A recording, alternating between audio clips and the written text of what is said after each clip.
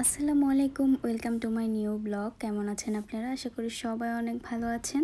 সকাল সকাল নাস্তা করে বেরিয়ে পড়লাম আমার মোবাইলের সিম কেনার জন্য। যেহেতু আমি জাপান আসার পরপরই নতুন বাসায় শিফট হই, আর নতুন বাসায় সব কাজ কমপ্লিট হতে হতে আমাদের অনেক লেট হয়ে যায়, আর আমার হাজবেন্ডেরও ছুটি শেষ হয়ে যায়, তাই আর সিম কেনার সময়ই পাইনি।